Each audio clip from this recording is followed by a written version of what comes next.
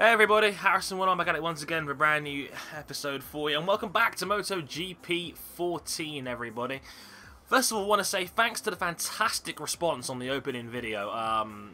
Nearly 2,000 views last time I saw it, which is very high for a Harrison video these days. And again, overwhelming positive comments, so thank you all so much for that. I really appreciate it. For those that didn't see the last episode, I signed with the San Carlo Moto3 Team Italia team with Matteo Ferrari, and we're about to do our first Grand Prix. We're about to head to Qatar for our first Grand Prix of the year. You can see it right here, but you can see my bedroom right here. You can see I'm with the San Carlo team. I've got the green going on there because I like the Jamaican theme for some reason. I just seem to like it for some reason. I'm gonna go full Kofi Kingston out here, I guess. Right, start the race. Okay, so Qatar first on the calendar. Air difficulty, I'm going to keep it at medium for the time being and see what happens. But do I want to up the race length? Yeah, we'll go 25%. I think you guys don't seem to mind when I go 25. The thing is, I've seen Zafro do it. He does 25%, but only does one racer video. I like the 2 racer video format, to be honest. Even if the videos end up being near half an hour, you guys have never seemed to mind me going longer on videos, so we'll go. Should we go 25? I'm not sure. We'll go 25. We'll go. Let's do it like this, and let's see how we go. Hopefully you guys won't seem to mind the longer video. I'm guessing because it's still such a new game, you just want to see as much gameplay as possible more than anything else. So I guess we'll have to wait and see how you guys feel about it. But hopefully you guys will like it. Yeah.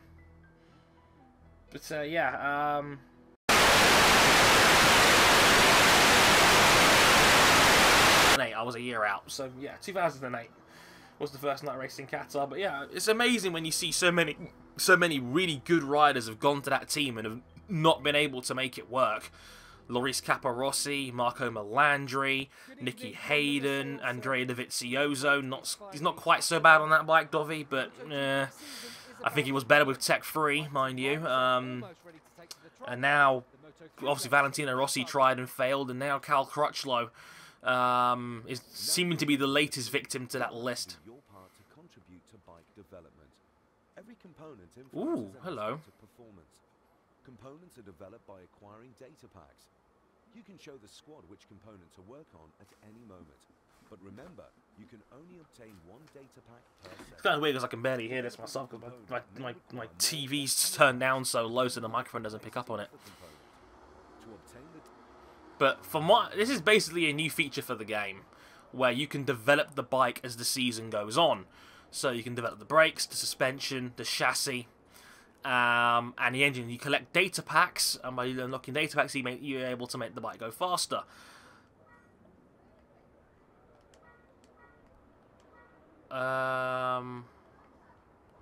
Let's have a look here. What would I want to upgrade first? I always like having as good a chassis as possible, so I think we'll go with that first.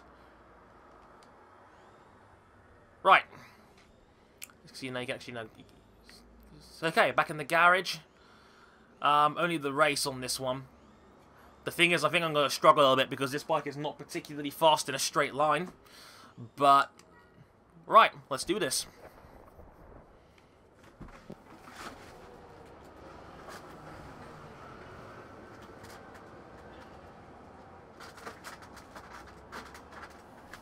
Okay, just have to turn my TV up a little bit. 5 laps of Qatar.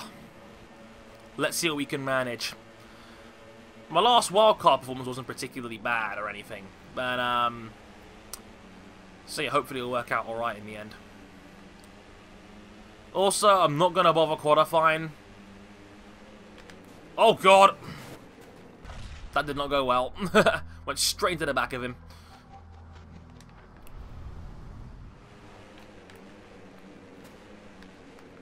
To be fair, I've been told this game, according to my friend Mr. Alex Gillen, he's told me the game is pretty rewarding when it comes to even pro physics on this game, when it comes to the Moto3 bikes. And you can understand why. I mean, they're not that powerful. You're not going to pop a wheel out more often than not because these are only 250cc engined bikes. So, you know. can see why I'd be a bit more forgiving as I try and get on the inside of Karel Haneker. Not quite working out there. But yeah, inside, Finati leading from Miller up the front, trying to get past Granado and Nicky Io, not quite working out there. I do love Qatar as a track though. It's a bit straightforward, but there's something about it I just like. I'm always, oh god, bit of a cut there. Whoa. I'm already using my second and last flashback on the opening lap. That's not a good sign. Bit wide there.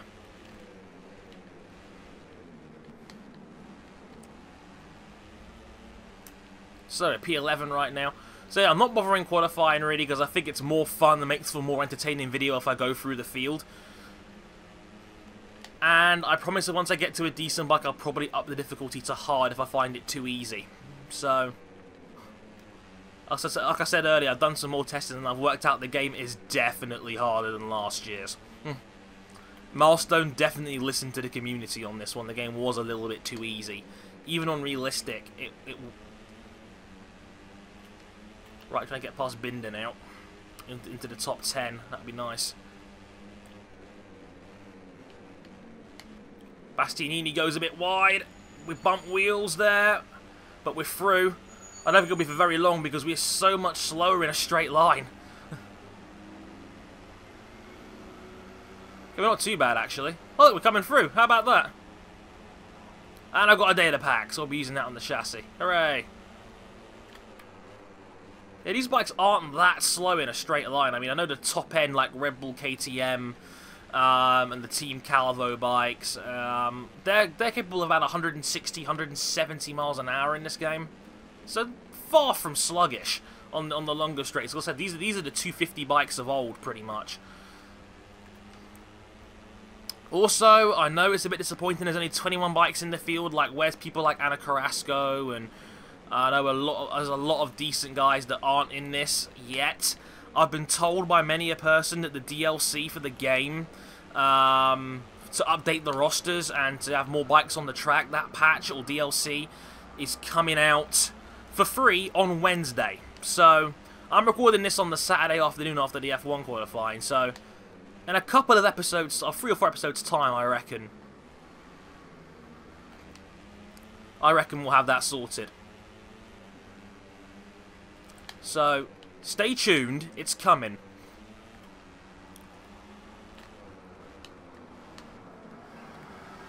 Trying to close in on 8th place here.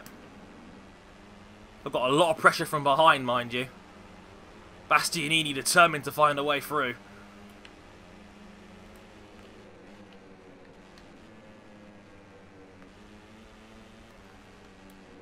Bit wide there again. I'm still getting to grips with this game. My brother's played it a lot more than I have. He's probably even a little bit better than me now, to be honest. We're just trying to make it work. Like I said, this is my brother's PS4, so most of the time I'm on my own 360 still.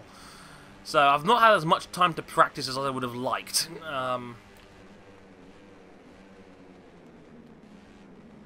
But I think I'll get the grips of it very quickly, hopefully. This is where I'm going to get past now because, oh god, these bikes are so much faster in a straight line than me. Especially without a draft to play with. And the bump from behind certainly didn't help. Thanks, Bastianini, good lord.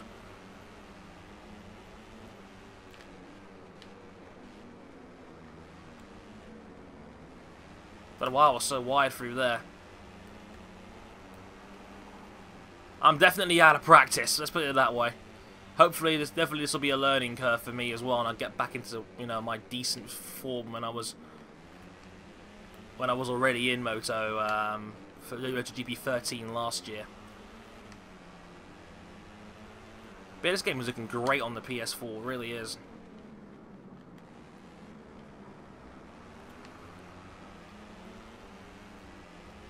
It looks like 9th is going to be as good as I'm going to manage here, by the looks of it. I'm going to put that down to the performance of the bike and blame that. Because that's what all smart riders do. Oh, God. Cut the chicane. No. This game has no mercy for that. But I'm still above where I should be in 14th place, I suppose. I guess it's not terrible. Just got to get back up to this pack again.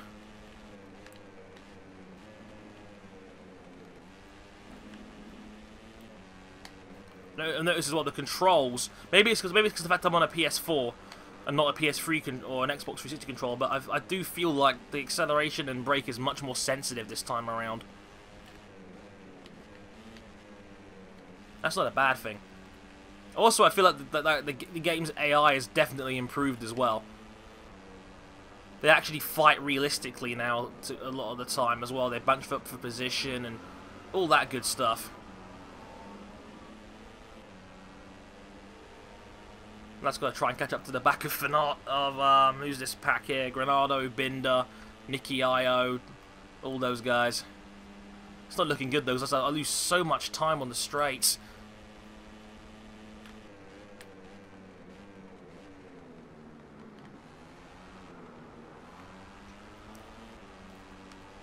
Apparently you need 3 data packs for the engine. Oh, Lord. That's not pretty.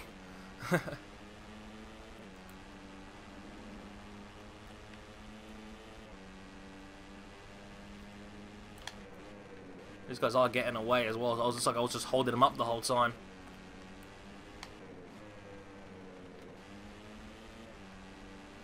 I'm a-trying.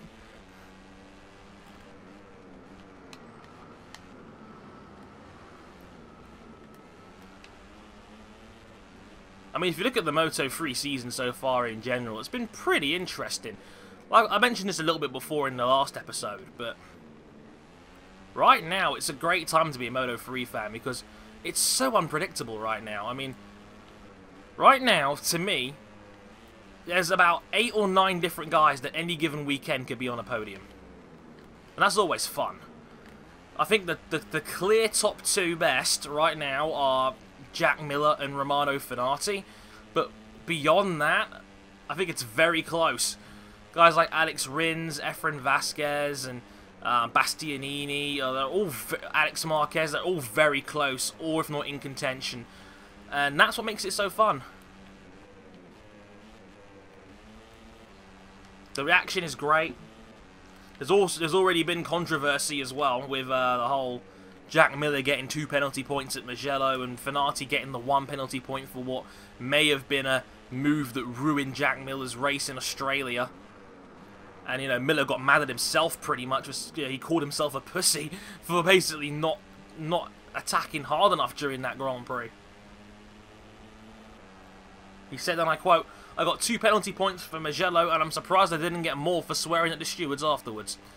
He was livid, which I can understand why to a degree. I don't think it was Miller's fault he got punished for that incident at Mugello. I mean, he clearly got stood up by Oliveira's back wheel, and there was nowhere for him to go. It's just he had to stand the bike up, otherwise he was going down. Unfortunately, he was in such a tight pack that, as a result, you know, he took Alex Marquez with him, and, you know, that's one of those unfortunate things.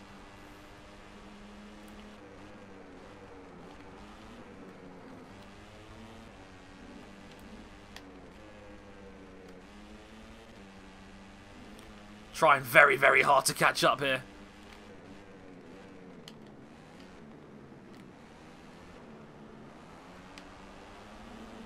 I'm getting there, but I'm not getting there fast enough, really. And, you know, these guys are just a little bit better.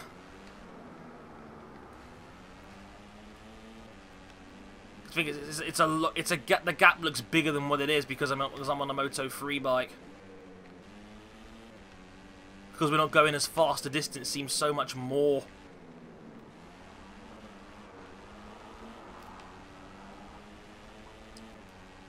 Ah, come on.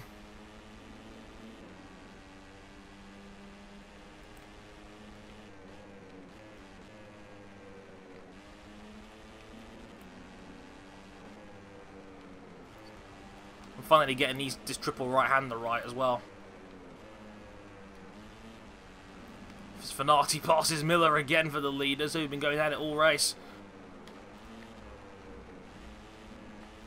I think I took half a second out of that gap now.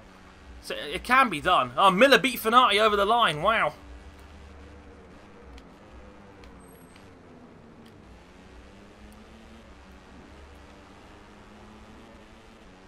But yeah, it's going to be 14th, unfortunately. Just not quite there enough yet.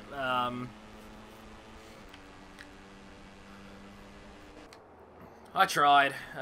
Just not where I want to be yet in terms of speed and whatnot. Because I'm not a million miles away from the top 10, which is just... Look at that! Kornfeld and Vinales finished at the exact same time. Had to be split by a photograph. Okay. Ennio Bastianini 9th, Carol Haneke 10th, Nicky Io 11th, Granado 12th, Harrison 14th. 23 seconds off the win. Matt's miserable.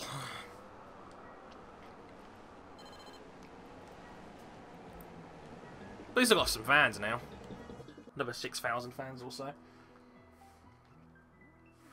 Now here's the question. Do I set the difficulty back up, well back down again to easy? Like I did to come fourth. I don't know. It's going to look a bit bad, isn't it, considering I was playing on hard and realistic last time around. So Marquez won the top class race. Lorenzo second and Pedrosa third. Rabat beats Callio. The Tribe of Dre. Jack Miller giving me a shout out as well. Very basic stuff here really, but yeah, it's a nice touch, you know. 14th, as you can see here, points 2. Got a level 1 chassis. It says, try to help your team to develop your bike as much as you can. When you're in the pits, you can show the mechanics which components you want to improve. While you're riding, the control unit gathers information regarding that component. Complete at least one valid lap in a practice session, qualifying session, or race to get a data pack. When you have enough sufficient packs, your data will be sent to the engineers, who will supply you with a new component for the next race. Pretty straightforward, don't you think? Yeah, I guess it is. Okay, so, right, basic stuff really. So, with Qatar out of the way, let's move on to one of my favourite tracks, Austin. The Circuit of the Americas.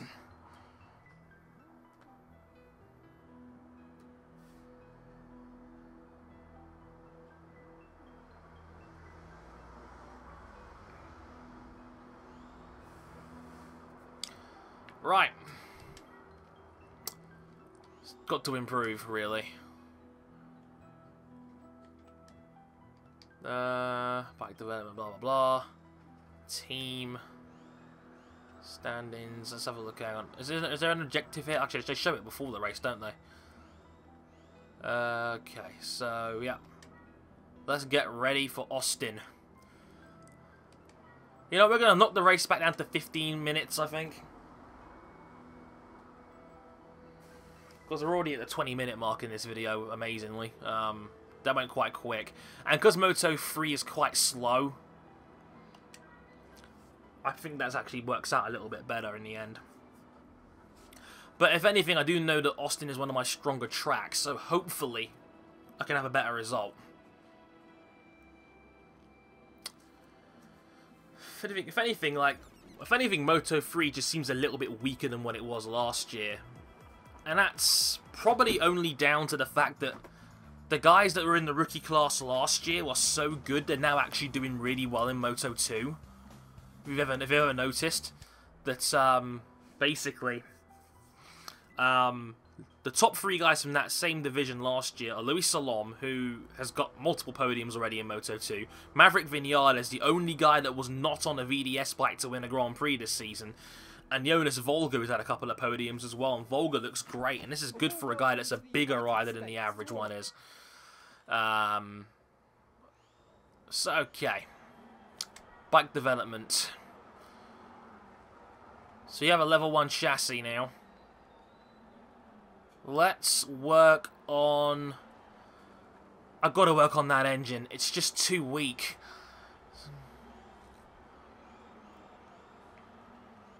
Okay, session information. Race, Miller on pole by Finati in second. Okay, let's do it. Okay, this has to go better than last time. I'm not expecting to challenge the front runners, but I should be able to get in the top 10 from here, right? Hang on. Yeah, my TV blinked out for a minute there, but we're back on. Sorry about that.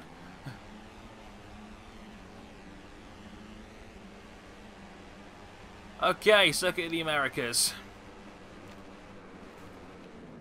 Oh, for God's sake. Again?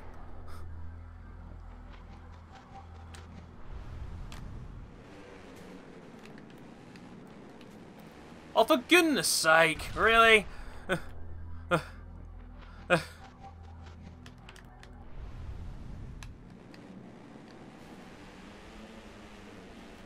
I'm going wide, I don't care.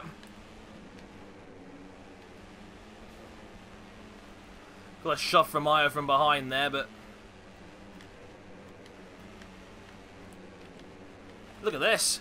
We're carving our way through the field. Whoa! Maybe that new chassis is starting to help out. We're up into P7 now. Got Vinales and Antonelli right behind.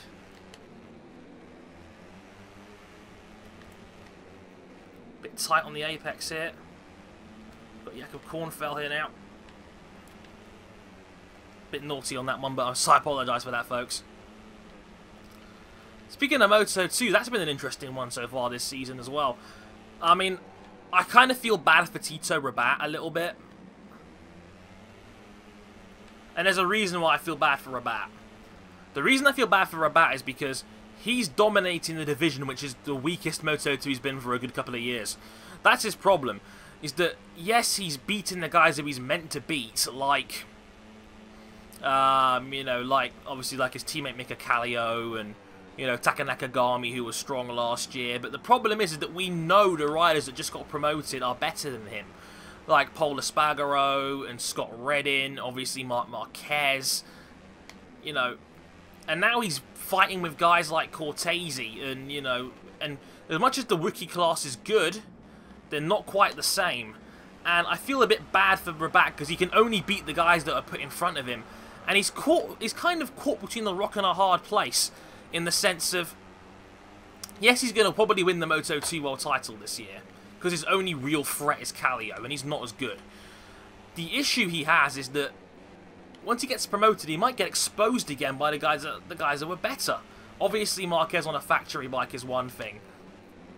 But what about guys like that? Because that midfield in MotoGP is so stacked right now with Crutchlow, Bautista, Bradle, Iannone, the Espargaro brothers. All those guys are all really strong. So you got the data pack. I'm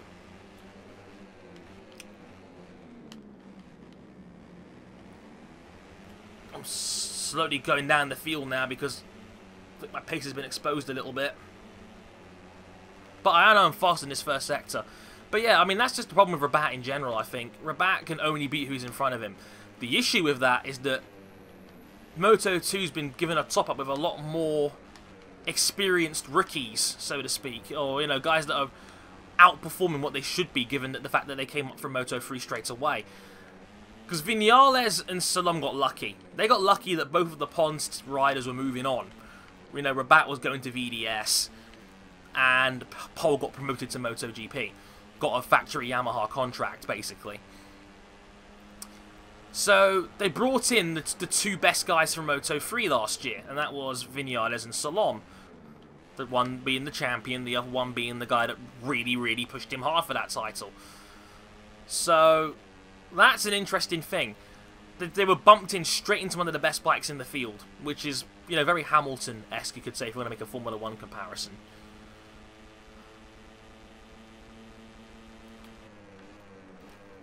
But like I said, if Rabat gets bumped up, we know he's not as good as guys like Reddin, or, you know, guys like Espargaro, or Marquez.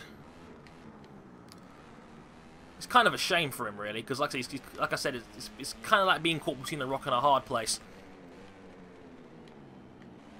Meanwhile, I'm actually doing really well here in third right now. I'm loving this. Told you I love the Circuit of the Americas in this game.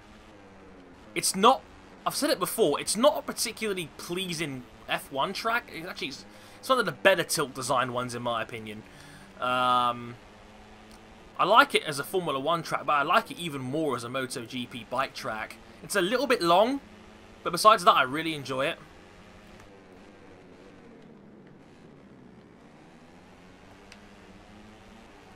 But I just got to defend here because I've got the rest of the pack looking very hungry behind me here. Jack Miller doing a 2:19.4. I did a 2:20, what was it, 2:20.6. That's not bad, actually.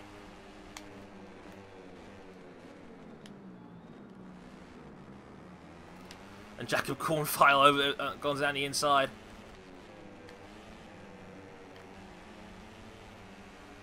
Got to try and get him back through this twisty bit because I know I'm really fast through this bit.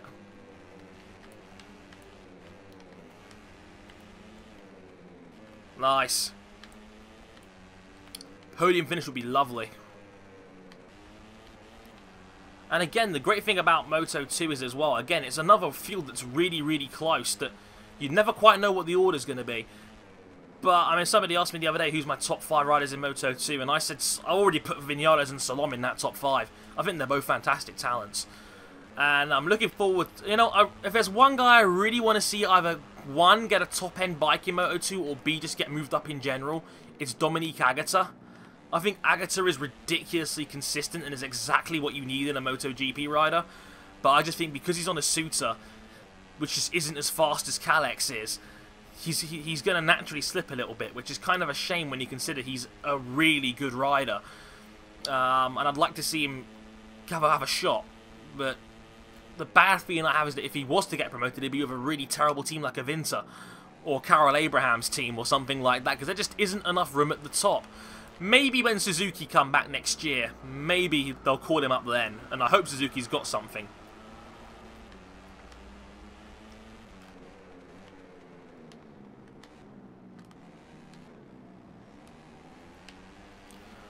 All we'll do is just hold on a little bit here.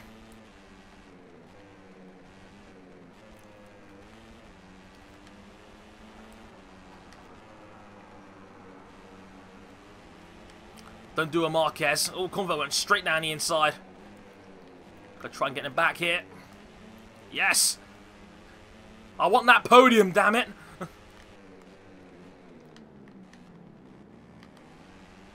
Don't choke the last corner. Finati beats Miller for the win. No, Jacob! No! Far, just beat me for the podium. Damn it! Oh, I would have loved to have come third. But fourth's still pretty great. Damn you, Jakob! Beaten by 7/100ths. So frustrating. Still, fourth is pretty great. I'll take that. That puts us up to 8th in the championship with 15 points. So that's not a terrible result at all, actually. But, you know. Finally, some decent points. I've unlocked Valentino Rossi as well, which is awesome. Hooray. And another 8,000 fans, which is also good, because fans will get you contract offers. That's what you got to remember. You got to get your reputation level up.